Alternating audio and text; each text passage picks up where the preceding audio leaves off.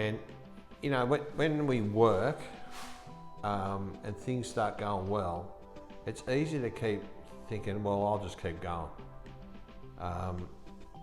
We'll keep doing more work, we'll be putting out more stuff, making more money. The only trouble is we're humans with limits, physical and mental limits. People underestimate, in endurance. When it comes to being, endurance, that the mental side of that is just as important to keep going as the physical. And what's going to end up happening is you'll have accrued tiredness. I remember when this happens now, and I'm 59, but when I was racing push bikes when I was younger, over the months you'd start to feel, you might wake up a little bit weary. And even in the physical jobs that I've done, fitting a machine and lawn mowing, signage, that's the same, in your case, when you get to a holiday, you're going to have a holiday, you go, I really need a holiday. And that may be your body just telling you, look, it's time to, stop physically exerting yourself and just stop. And the funny thing is, most of us, we work during the week and then we have a weekend. Or if we're shift workers, we have some kind of compensation for that. And, nobody ever asks where that came from. Well, in the Bible, the very beginning, God creates the heavens and the earth in 6 days. On the seventh day, he rested. Now that, if you look at our week, that's actually Saturday. So some traditions, they have a day of rest on a Saturday. Christians mostly, apart from the Seventh-day Adventists, have a day on Sunday. But this is where God probably brings morality and practicality in together, because he knew that that we needed to build in rest over time, and that way, first of all, we respect our bodies. We give our time for not just for our physical output, but we get time for our soul to take things in. And that's really important. We learn respect if we can learn respect for ourselves, then we can respect other people. If we can take time to take in wisdom, then that's going to benefit the days that we actually do actual work. So,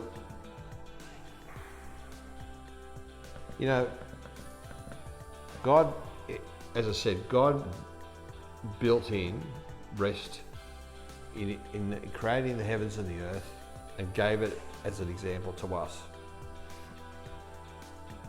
In Genesis 2 and 3, it says,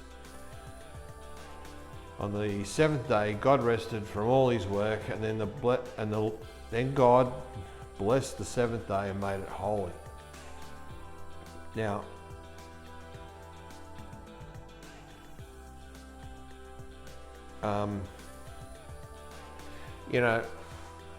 he created this situation before all of us listening today even existed. So he knew, as I said before, he knew how we were going to, he created us, and he knew what our limits would be. And as I say, this is put into practice in other areas of the Bible. Deuteronomy 5:13 and 14 talks about this too.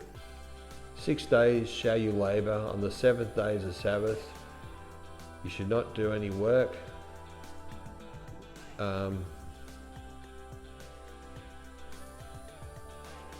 So that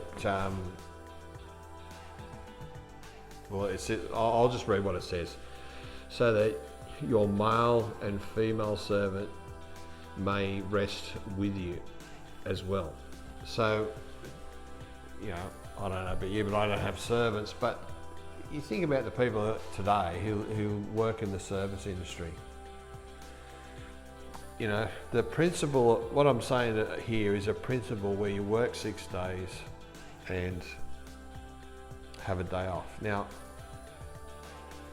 it's complicated, my life's complicated, and I don't necessarily get Sunday off. I go to church, but I have Sunday off.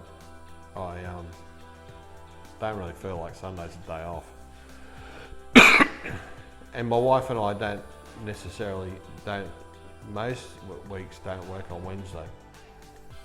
So we had that time together to build our relationship and to rest. So with people in the service industry that may be doing things like on our day off, there's somebody manning the power station. There's somebody at the service station, at the supermarket, when we go and buy food for lunch on that day. So as we put this into practice, it's important to encourage others to do the same. And let's just remember this, God is God. He didn't need to do this, but he gave us an example at the very beginning.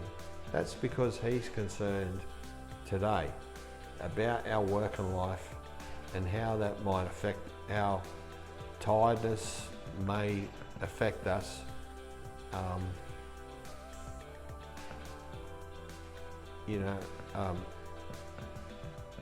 He's concerned about our health and our ongoing well-being. That's why he put that into practice, even though he never needed to do that.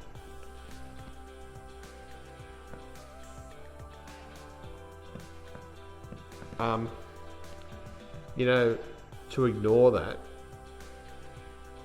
it's either,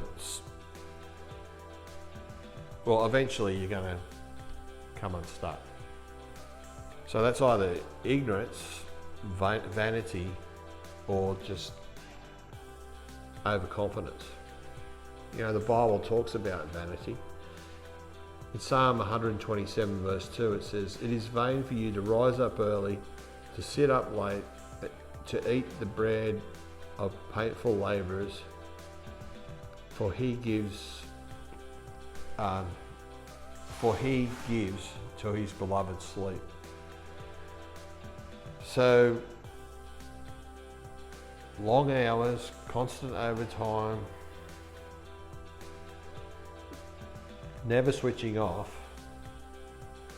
in the short term looks productive, but it's actually a form of vanity because it squeezes, to actually put this into practice, it means you've got to trust that God knew what he was talking about in the first place, and which he does, and to have trust and patience that our long-term work is going to come out on top. In another book called Ecclesiastes 4 verse 6 says this: "It is better is a handful of quietness with 2 handfuls with toil and striving after wind."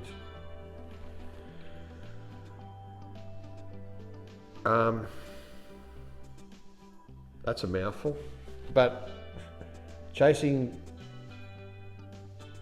2 full handfuls, maybe a few more hours and a few more dollars and an extra job here or there,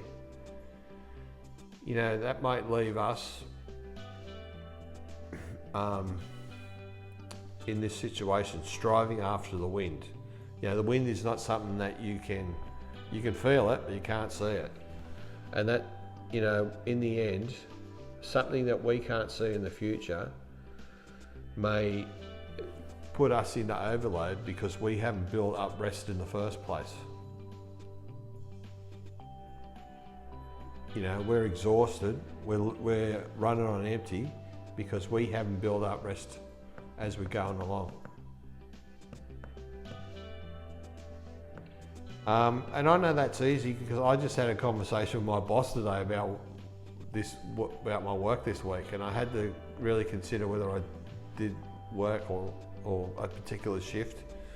And I mean, in our little app, they can only put so many days in one hit for one person anyway. But it's another example of how complicated our world is today. So, even more reason to stop and have a rest. Further, computers. Another guy, Elijah, in the Old Testament, one of the prophets, major prophets. In 1 Kings 19, you know, here's a godly man who was cooked after a massive season of ministry. And in this chapter, Elijah prays, "I have had enough, Lord, take my life," and collapses under a tree. Now, that doesn't look planned to me. So that's, you know, he's got to the point where emotionally, mentally, and physically, and probably even spiritually, they've all happened at the same time. And if you think about how God has responded to this before it even happened, because he put a plan as an example in place by creating the heavens and the earth in 6 days and having a day off. So God's first response is actually in the first couple of chapters of the Bible. It's not a sermon, it's action. And that action is to give us an example where we rest and contemplate and take stock of our life on a regular basis. Another part from this chapter in 1 Kings, he says, "Lay down and sleep." And then that must have, when that took place, later on he said, "Get up and eat." So he's recognised, God in instructing Elijah there, he realises that he needs rest and he needs nourishment. And this is where God is addressing and validating an exhausted worker who needed spiritual rest, nourishment, and time to dwell on wisdom and spiritual things. They're not luxuries, they're necessities. Now, in the New Testament, in the Gospels, Jesus gives an invitation to people who are exhausted. In Matthew 11, it's a classic verse, in Matthew 11:28-30, he says, "Come to me, all of you are weary and burdened, and I will give you rest. You will find rest for your souls." So he's not just offering a day off here. He's offering a deep inner rest, which eventually is going to involve forgiveness. It's going to develop our identity in God through Jesus. And when we put our trust in God, that this is a good plan, then there's a security there. That's a reward of us putting our faith and trust in God's plan. Also in the book of Mark, in Mark 6:31, because Jesus actually did this too. After non-stop ministry, he said to them, "Come away by yourselves to a desolate place and rest for a while." For many, so in that situation, many were coming and going, and there was no leisure time to eat. So in that case, his disciples, he literally orders them to stop and take time off to rest. Jesus, if you read all four Gospels, there are many times where Jesus goes to a solitary place to pray. So in these moments of rest, we need rest, like sleep. There's no substitute for fatigue, apart from, like, sleep is the only true substitute for fatigue. We need, time where it's easy to rush our meals during the week. Sitting down and relaxing and eating on your day off, that's a good thing. But also taking time deliberately to focus on spiritual issues one day a week, even though we should do that every day. Once again, that's another thing where we're building up ourselves over time when we are continuing to carry a workload of some kind. To do this, it takes boundaries to say no to things. And the Apostle Paul wrote a letter to the church in Colossia, and this is what we have as the book of Colossians in the New Testament. Colossians 3:23 says, whatever you do, work heartily as if for the Lord, not for men. That guards, so that, first of all, it guards against laziness because you have a purpose, but it also, it's not all about pleasing the people in front of you. There's a greater purpose to what you do.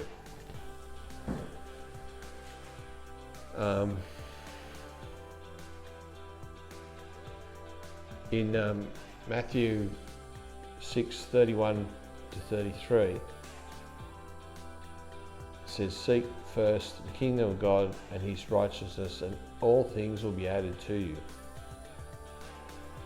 So it's easy to keep working because we think we're going to miss out, but we're actually not going to miss out because God has a plan. This is part of God's plan to keep resting and keep working, and it helps us carry the load, and we get the benefit all the time of being in his presence and absorbing all his wisdom.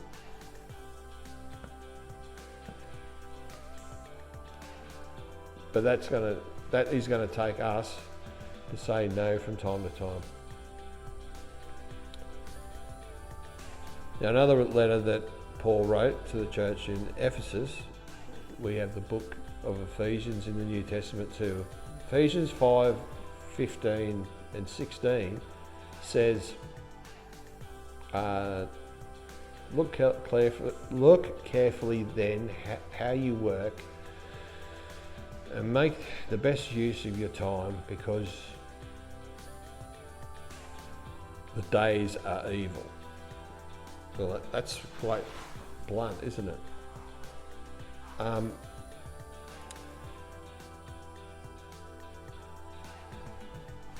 wise use of time. Yeah. Well, that means, it's not all about earning money. If we have a family, we need to rest, like I've been saying, but our family needs time. There are all these important things in our life that we need to give time to. And if we prioritise work or any of those things, more than the other, then our balance gets out, and at some point we're going to have a point where we can be exhausted. And that's not part of God's plan for that. His plan is to strengthen us and make us more productive. So, just wrapping this thing up at the moment, today, burnout comes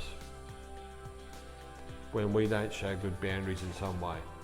Not having a day off, working extra hours, and we just keep working extra hours. Even maybe putting the phone aside from time to time is a good thing, because we get the full benefit of what God wants us to do